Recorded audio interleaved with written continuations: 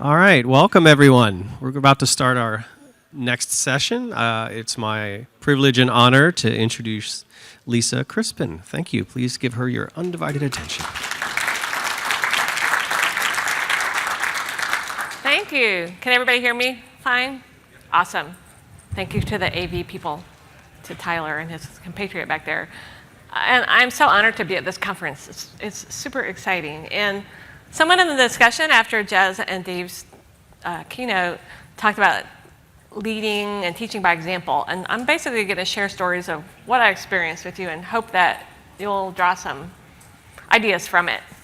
So I've been a hands-on tester on cross-functional agile teams for the past couple of decades, starting with extreme programming. And with my co-author, Janet Gregory, we've written books and developed courses to help agile teams succeed with testing and building in quality using a whole team approach, which I'm going to talk about today. I'm currently working as a testing advocate at Mabel. That's kind of like a developer advocate, only testing. And my pet project right now is trying to help testers get excited about DevOps, continuous delivery, all the things on the right side of that continuous DevOps loop, observability, testing and production, and not be intimidated by it because it's exciting. It's the future. We need to learn about it. We need to get involved. We can contribute.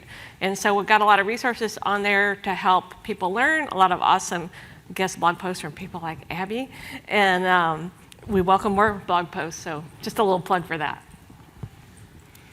So I've been lucky to be on teams that did succeed with continuous delivery and with real continuous integration and real test-driven development. I've been living in unicorn land for most of the past 20 years. It's been awesome. And back in 2003, I joined a team that we really committed to the best quality we could possibly deliver. We wanted to write code that we'd take home and show our moms and put on the refrigerator because it was so great. We wanted to really make our customers happy, solve their problems, help our business succeed because the business model depended on being able to automate things that other people said were impossible to automate. And so we knew it was going to be hard. We knew we'd have obstacles, but we had a commitment to it that no matter what, we were going to solve those problems. And because we worked together, doing all the testing activities, trying to learn how to bake quality in, again, around that whole continuous DevOps loop, we didn't call it that back then, we were able to get there. We didn't, in our domain, business domain, we didn't want to deploy every day, but we did it every 2 weeks, but we had a deployable release candidate every day, so we were succeeding. And then Dave and Jez's book came out, and we said, oh, there's a name for this. Oh, and there are a lot of ideas in this book how to do it better, so we were really grateful for that. So that was a really great experience to see how the whole team worked together. But it's not always a pretty picture.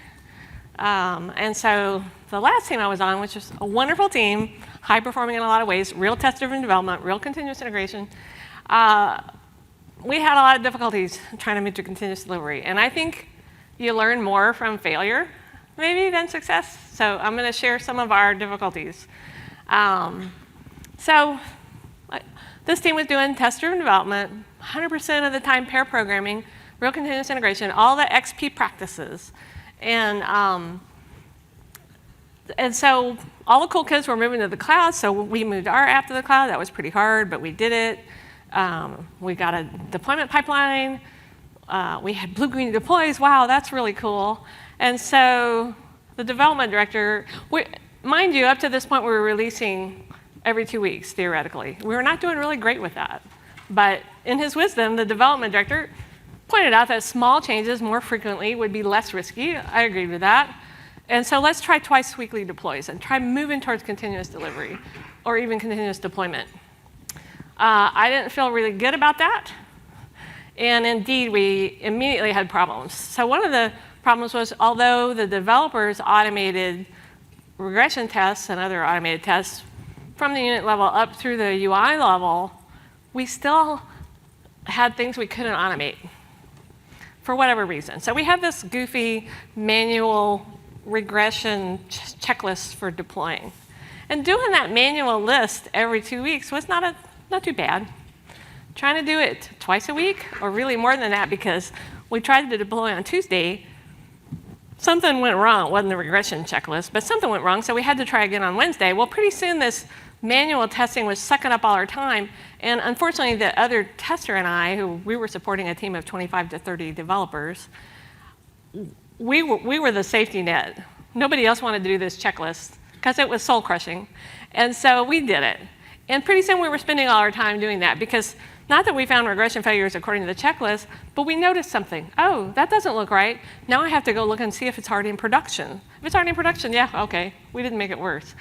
And we started having serious quality problems in production. Really, we had a pretty complicated single-page application, and it's a project tracking tool, a lot of concurrent usage considerations, and we started having a lot of problems.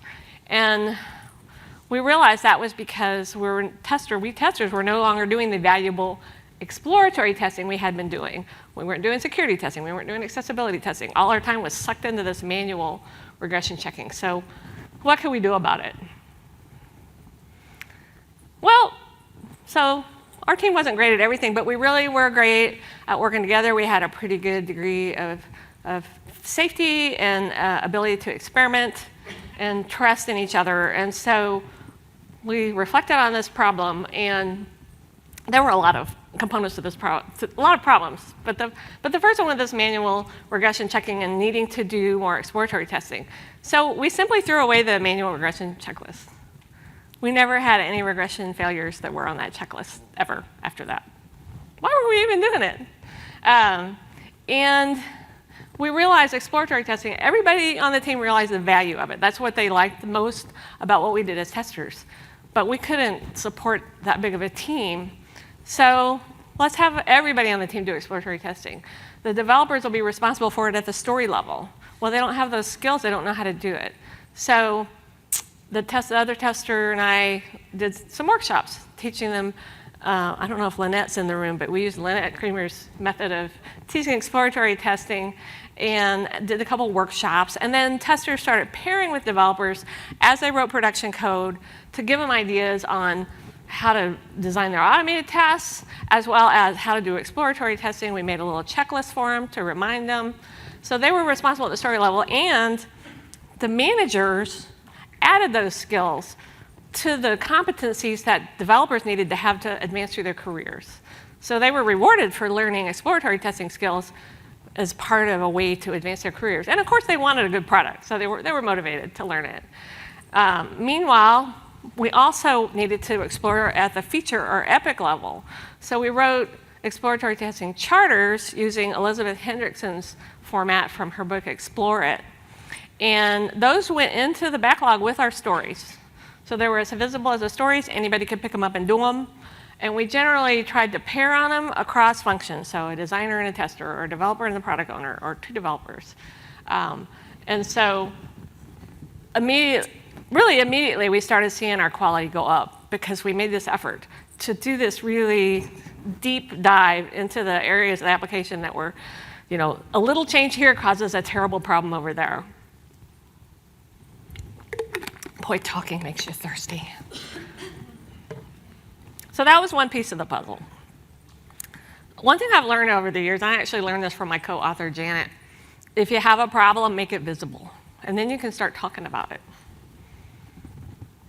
So I'm going to give you a couple of examples of visuals that help your team talk about how to fit testing activities into continuous delivery and deployment.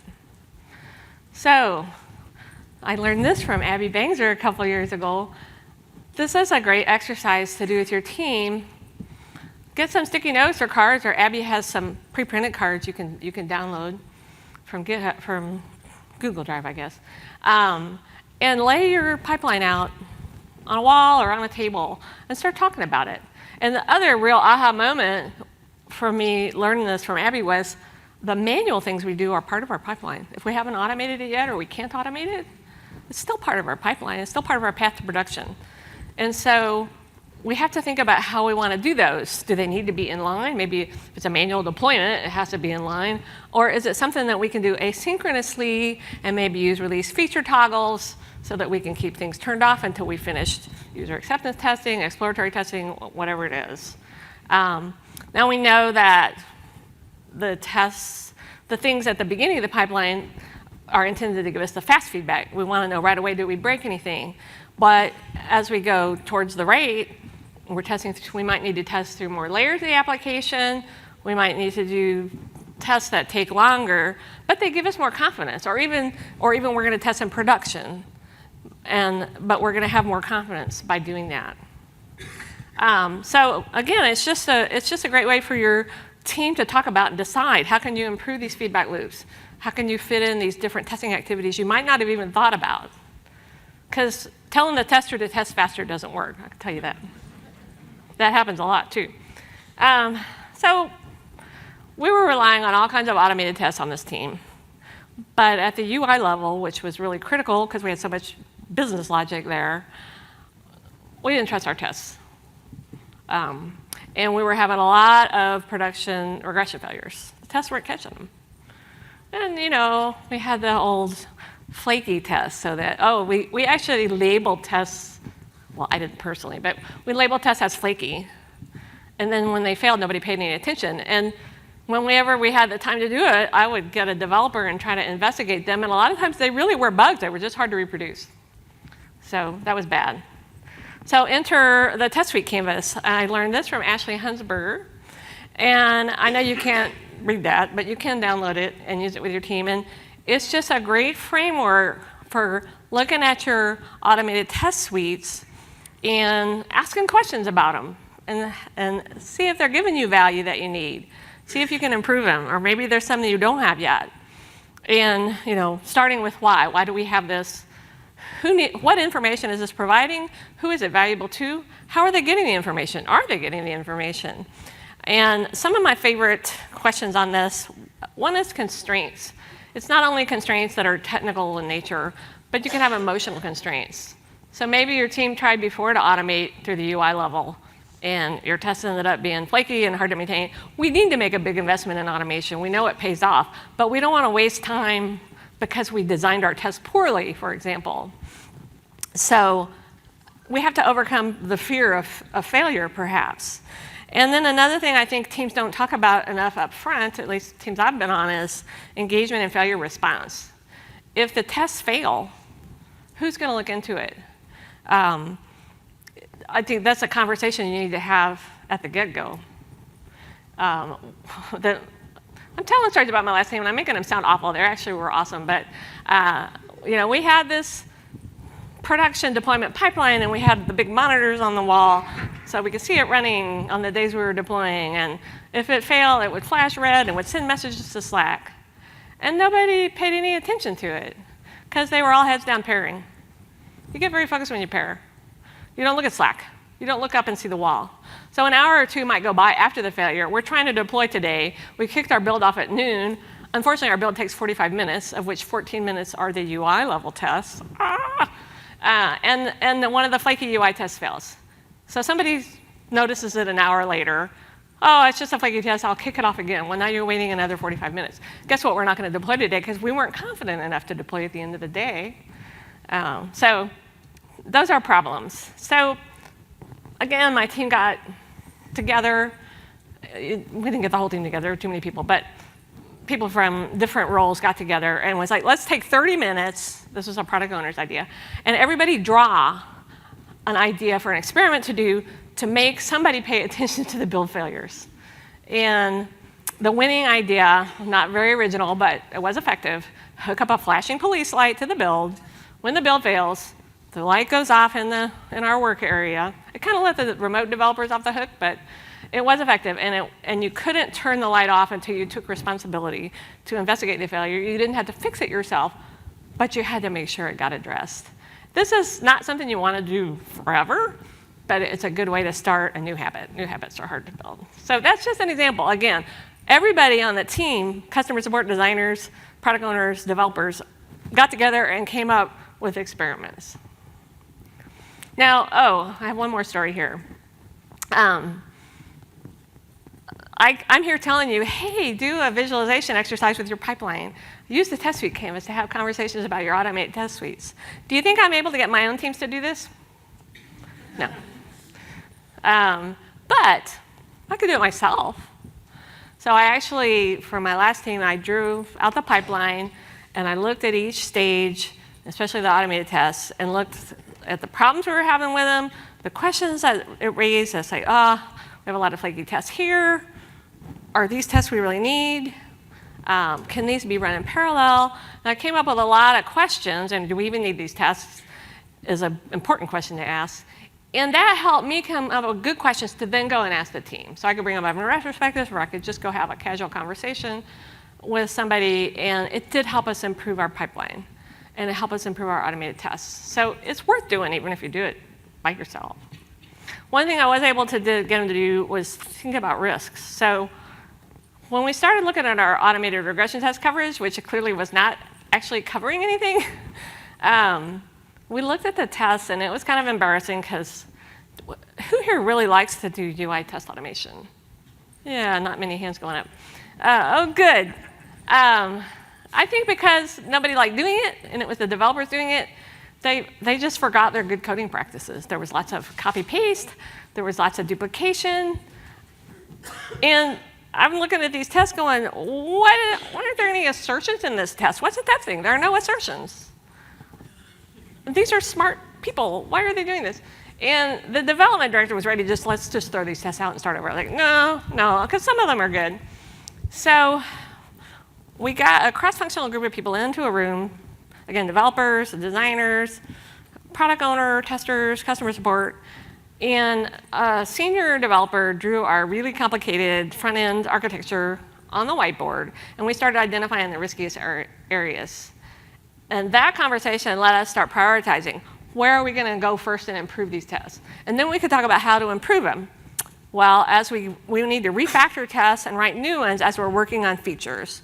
And let's try the page object pattern. I don't know if that's a pattern or a model, but let's try page object and see if that helps us improve the test. And we're a Ruby shop, so let's use Site Prism. So we just tried more experiments to improve the test. And again, right away, number of regression failures started going down because we were improving those tests. And having the testers pair with the developers, because we testers had a lot of experience automating at the UI level. And it's that collaboration. I think you need both testers and developers. Testers are good at specifying tests. Developers are good when they pay attention at coding practices to make maintainable tests. So again, getting the whole team involved. This is a picture of us experimenting with mob programming because, again, the front-end architecture was so complicated, the developers were really struggling with it. Some of the senior developers knew it better, so let's get in a mob and share that information better. And we had a remote person, so that involved a lot of extra infrastructure. So what makes this work? I think one of the keys is a focus on value to customer, and I think Jez and Dave talked about that some too. As a tester, my inclination is, well, I'm going to dive into the smelliest part of that code and find bugs, because finding bugs is really fun. But is that helpful to the customer? No, I really need to think about what's the main value of this story that I'm testing or this feature that I'm testing. And let me make sure the happy path works. I had to learn that from my developers. They're like, Lisa, don't do that. And if it's not valuable to the customer, the question is, why are we even writing that code? But that's another conversation that you need to have. That's all part of quality.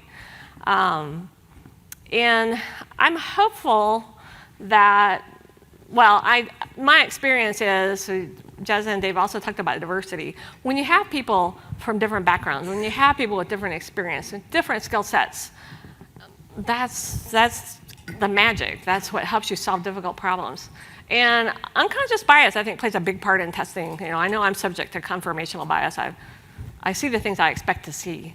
But I think we have different unconscious biases, because when I pair with somebody to test something, they'll notice something I didn't notice, and then that makes me notice something they didn't notice. And pretty soon we're getting a lot of new insights. So I think that is super important. The roles are blurred, and my last team, we decided to make a lot of smaller teams, like 1 to 3 developer pairs each team, plus a designer, plus part-time tester. So I was split amongst all the teams. I could not do the testing, but I could be a test consultant. And I think this is one of the, there's something, look up moderntesting.org. Alan Page and Brent Jensen have these modern testing principles. I think that's part of the future of testing. But I could help them. I could pair with them to enhance their exploratory testing skills. they were really struggling with slicing features down into like a small, thin learning release, an MVP, that they could get into production and get feedback from. And I said, my last team, we used impact mapping. Do y'all want to try that? Yeah, let's do it. So I did a couple of impact mapping workshops for the various teams and sat with them and helped them do that process because I had experience with it. Somebody else might have experience with some different technique. Sharing all these, transferring these skills is so important. So we need that whole team approach. And then when a big feature was ready to go, we would get volunteers from different teams, write exploratory testing charters usually, and then for 30 minutes, we'd get in a room and pair on charters or do ad hoc testing, whatever we felt was appropriate. And then that would make us know if we were confident we can release this to beta now, or we can release it to production. We felt better getting a lot of different eyes on it at the end. It wasn't monkey testing. It was actually, we had a purpose, we had a mission, and we knew what we needed to learn, and we learned it. And it didn't take a lot of time. I mentioned, if you're already set up for pairing like we were, that's pretty easy. My current team, they don't pair. They don't have the infrastructure for it. So that's kind of hard. We have to work on that. And mob programming. Anybody here doing mob programming? Oh, that's awesome. So like I say, we experimented with mob programming, but one thing we did that was super effective is we started doing mob acceptance. So a small team of 1 or 2 or 3 pairs of developers had maybe a week's worth of stories, like 4 to 6 stories ready to go. We get in a room with a product owner, the designer, the developers, a tester, a customer support person, and we would mob accept these stories. So we had the driver and navigator roles that we switched, but everybody could have ideas of what to test, or also everybody could observe what we were testing, which is really powerful.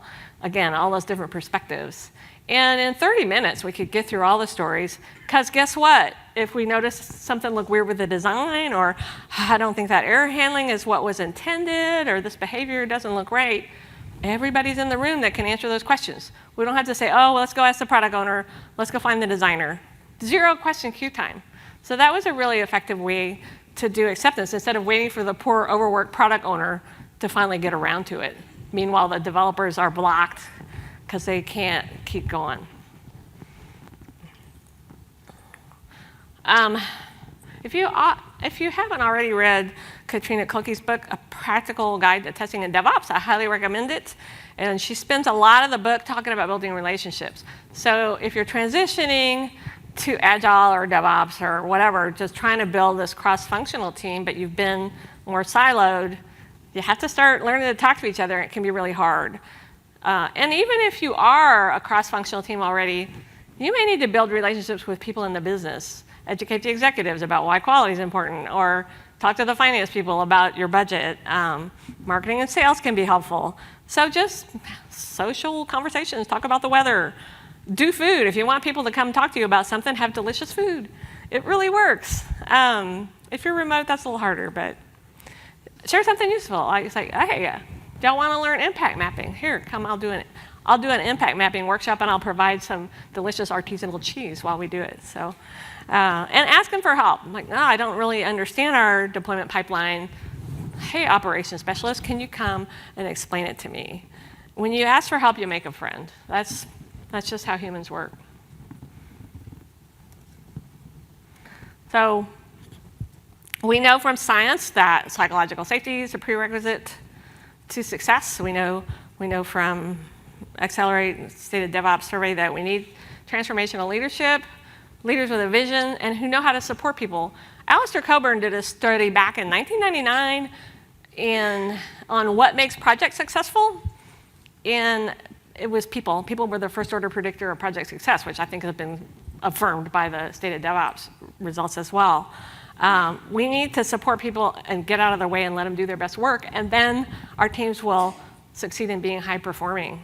And it's really important to focus on quality and not speed. So that team I talked to you about that we started in 2003 with that commitment to quality, our business people, it was a startup, but they needed the software to work.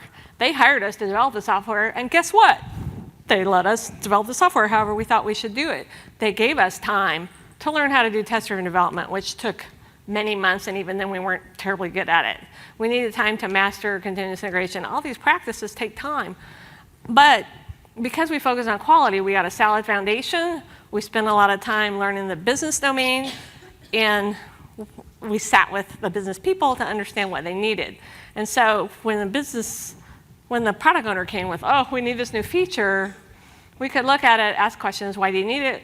What problems are you trying to solve? And then say, we could do about 80% of that in half the time. Is it okay to get rid of that other 20%? Oh, yes, because they always gave you bloated features. We looked really fast, but all we were doing was slicing those things down to what really mattered to the customer. And we needed time to get, the domain was very difficult to learn, and we needed time to get that expertise. I mentioned that testinganddevops.org. When we started up this little community, some different people in the community, and I tried to come up. First, we were going to do a manifesto because those are so popular. And then we realized we really didn't want to do that. These are really more principles. And I love the continuous delivery principles, the modern testing principles, the agile testing principles, all these principles, agile principles. They're all good guidance. And so this is what we came up with, just as something to guide us as we're thinking about doing the necessary testing and thinking outside the box. Janet and I, when we were writing one of our books, we decided to list all the different types of testing we could think of. We came up with over 100 types of testing.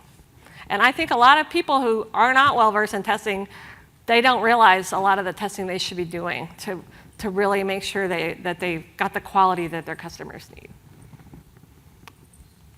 And again, it's not just testers who are good at this stuff. Lots of people can have these skills, but I've just found that testers are really good at asking questions. We're good at spotting risks, spotting weird patterns. I think we can really add a lot. I've learned a lot from Abby. She's my hero. On things like observability. These are things where testers can really contribute a lot, and it's fun. We should get involved in it. So that's my mission. So now y'all get to discuss this topic. And I hope that you can come up with some interesting ideas about fitting testing activities into continuous delivery and deployment. And, should we get the whole team engaged, and how do we do it? So I'm happy to talk about this during the conference, after the conference. Also happy to talk about donkeys with you. I spend my spare time driving and hiking with my donkeys. So thank you. I came in under time. All right.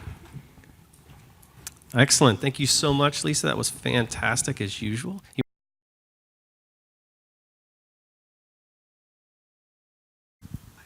Yep, I keep forgetting. One of the challenges I've seen is product owners, product managers not appropriately prioritizing testing and investments. And then also, this is made worse when testers are spread across multiple teams, and there's the tendency to just give that person all the manual work, and then there's not a coherent critical mass of testers to do what they need to do. I'm not a tester, I'm an ops person, but seeing this from the outside.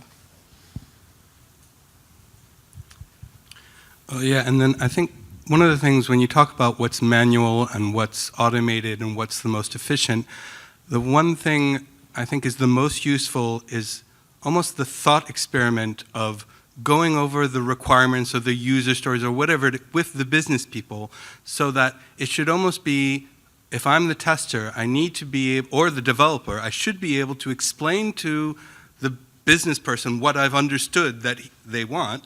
And then even further, I should be able to show my technical designs, and they should be able to understand it, not on a detailed level, but they should understand, oh, it's a queue, oh, it's asynchronous, and yes, that makes sense, or that doesn't. And if you can get that understanding back and forth, for me, that's what really DevOps is. I think another thing that really helps too is metrics. So our company's huge on metrics. If you're able to show the difference between, okay, we introduced these 10 automated tests and we've reduced our errors by 10%. Imagine what we could do with 3 more hours a week or something like that to work on automated testing. So I think that's a big thing is metrics. If I can change topic, I took over a company. We've got 2 different teams that are doing stuff, and the testing comes out really not so good. So we have to kind of restart. We're going from kind of not great processes to getting some process in place and a good infrastructure in place, solid soil, good firm foundation. How do you start? I know it's a tough question, but how do you start going from poor quality, not great testing to testing enough that you can get product out without completely ripping and starting over? So I think this goes a little bit to what Mark was saying as well, is so I am a tester, and if there's only one thing I can do with a team, if I'm on like a high ratio team, which is my happy place, I just ask, how do you plan to test this? Before anyone starts developing anything. And so I would say just having literally that question be asked. And now I'm working more in the ops world, and so I'm doing a lot more of asking things like, how are we going to know when this fails as well? So how are we going to test this? Because as Jez said, it's not that you don't test before production anymore, and then it's how are we going to know when it fails rather than if it fails, because it'll fail. I would just add to that, another question I always ask in these preliminary discussions when we're planning a new feature is, how will we know when it succeeded? And I have been shocked at the number of times the business people cannot tell me.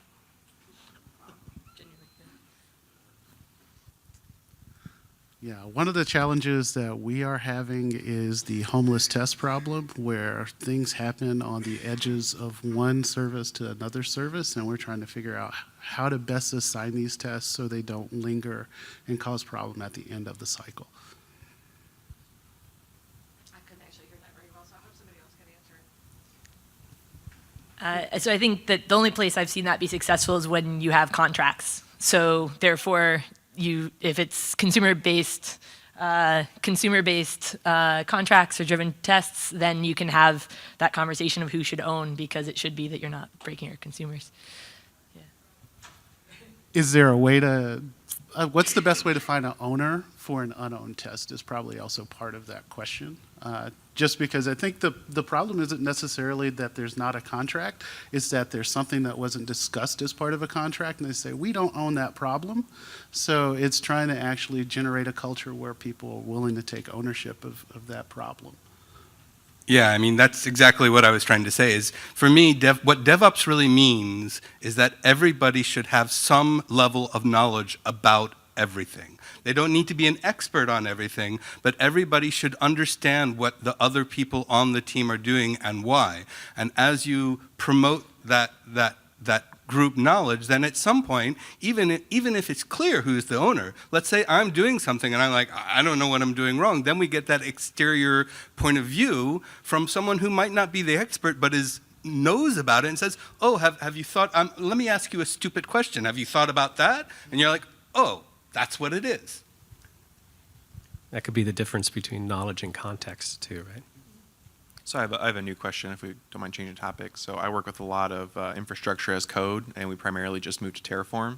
So one thing that we're struggling with is, if I'm working on a production app or something like that, I have no problem making tests for that, things like that. But now we've moved almost entirely to Terraform. It almost seems like if we try and make tests, we're testing either the Terraform owners of their code or the provider. So I'm trying to figure out, is there a way that people have found to do proper tests for things like that, like infrastructure as code?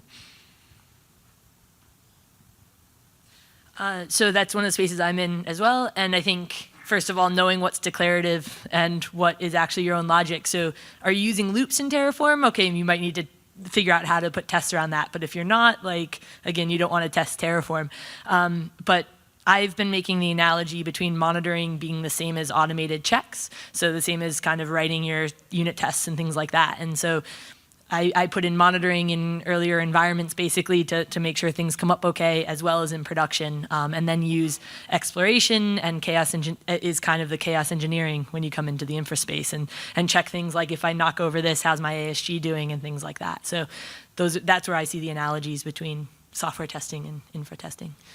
Okay, so we have just about 30 seconds left. I wanted to give.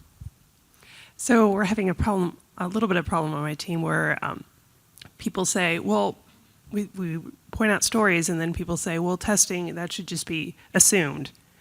And then there's not enough testing in there. And then maybe someone tests locally, and maybe they don't, when they push it up into staging, they don't just run the smoke tests. But I'm having trouble changing that culture because I feel it's just a tinge from above, and I'm like, maybe we just write the bullet point. Please just write a bullet point. It costs no money, no real money to say testing on the Jira. But how have other people combated this?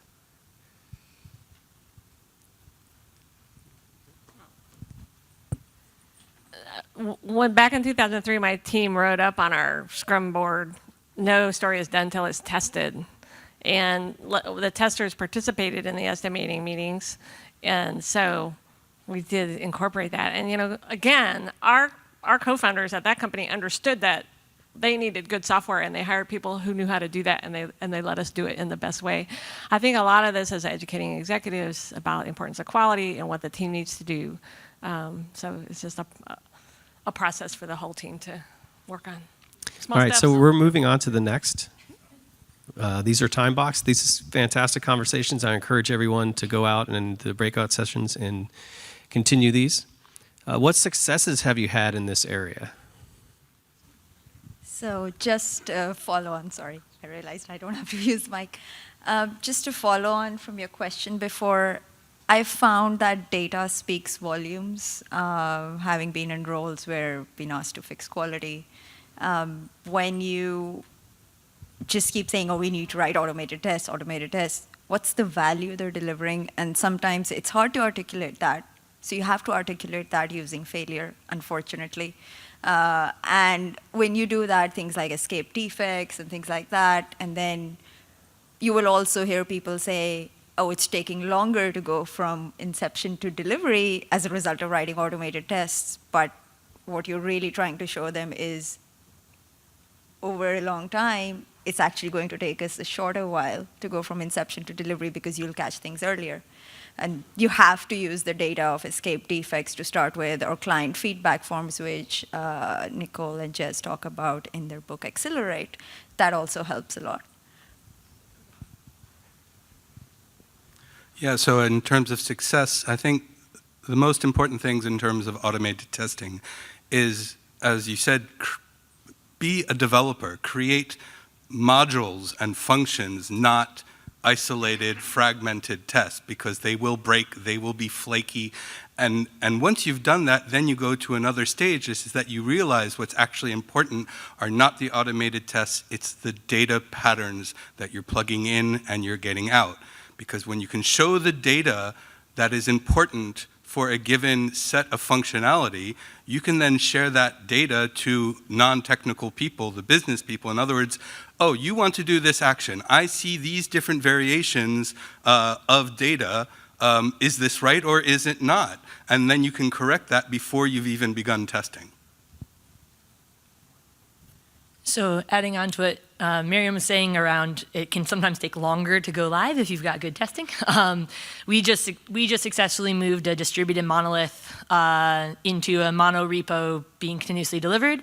And the notch around getting continuous delivery was about not letting developers point at testing and say they were the bottleneck. So this is where the pro of having my title be tester was great, because I was like, oh, so all the tech leads are saying we can't do continuous delivery because the testers need their 1 week of regression.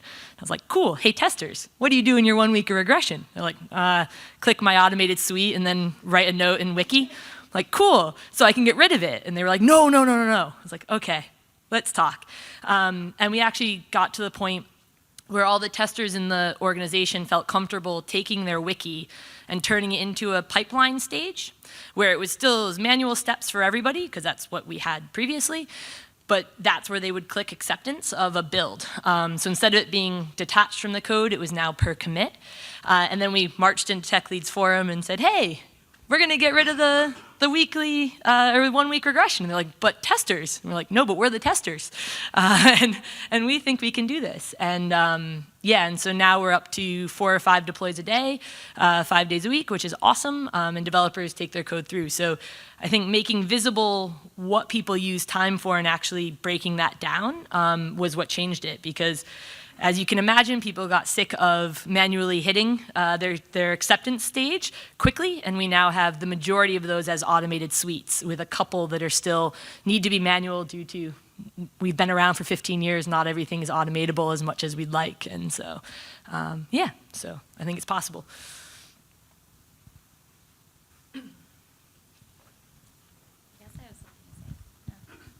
Well, I just want, yeah, I'm not supposed to hold it. I just wanted to say that this isn't as much around automated testing, but I think it informs automated testing. So I've been working more recently, since not being a solutions engineer anymore, I've been working in like developer relations and technical marketing.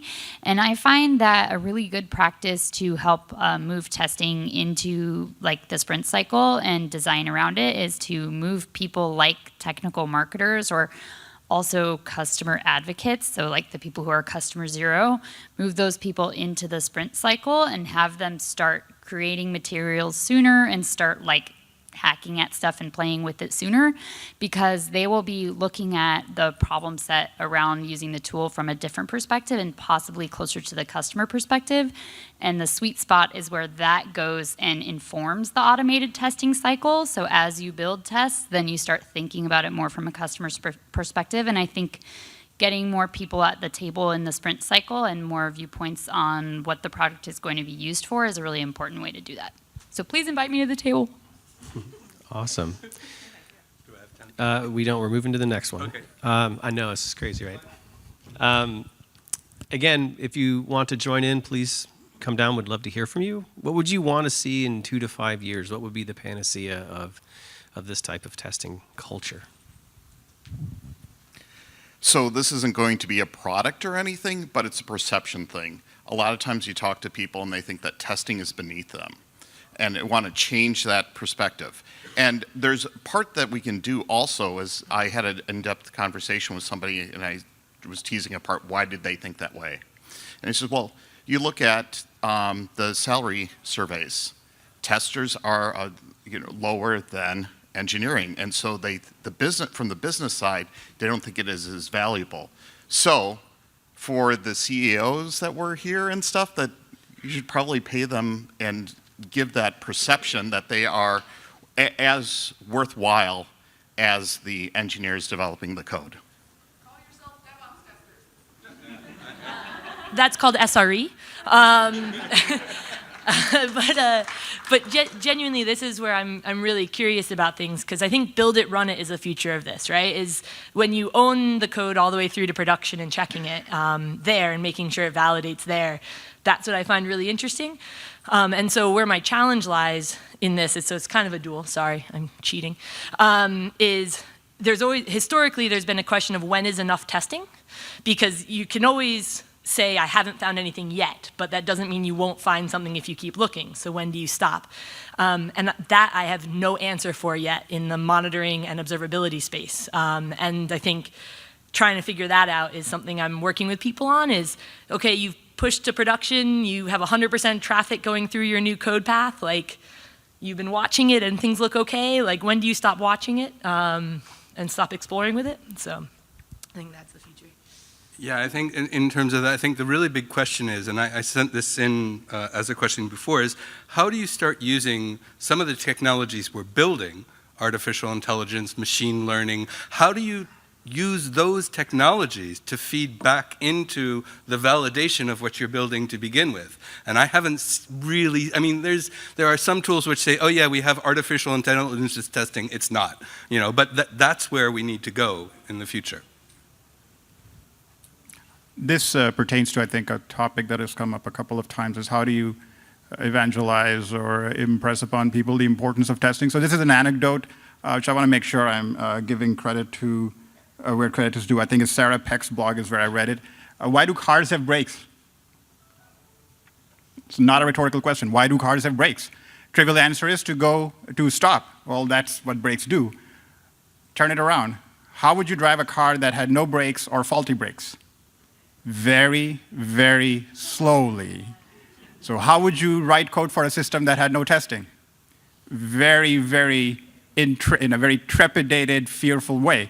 So start with that anecdote or something like that, which impresses people. Yeah, testing, and when you break the build and say, no, I'm pulling the chain, this is not going live, actually makes you go faster at length. At least it will start the conversation. I love that. And a similar metaphor from Alan Page and Brent Jensen, who are the modern testing guys. They said, testers are traditionally the safety net. So if you think of a circus act and acrobats on a tight wire, if there's a safety net, they don't have to be so careful. Take the safety net away, that's what you're talking about. But we don't have to put them in danger. We can lower that tightrope to 6 inches above the ground. And so, but you have to give them time to learn. And I think that's where businesses are failing, because they want to be, they're agile and they're DevOps and we should be fast now. And they don't want to make that investment in learning that pays off. So the focus on quality is so important. But I love that. You're careful if you don't have the safety net. I mean, not to humble brag, but the learning the business is so important. And because I spent 6 months learning a given trading engine, the night it went into production, I found the bug, which was there because they put in code which they didn't tell me about, which made the entire system fall down. So I was literally the safety net for the stock exchange. I think, too, when you're trying to convince the business of the value of quality and testers, the entire value stream is a competitive advantage. And testing is really all about, catching and getting the highest quality product out. There's a sort of misnomer out there in the business side of things that if we're agile, we can make that change and fix this so fast it doesn't matter if we have high quality. And that is not, we all probably already know this, but that's not what Agile is about. So. All right, if there's no more, again, I'd love to give a round of applause for Lisa. She was fantastic. Thank you so much. And enjoy the rest of your conference.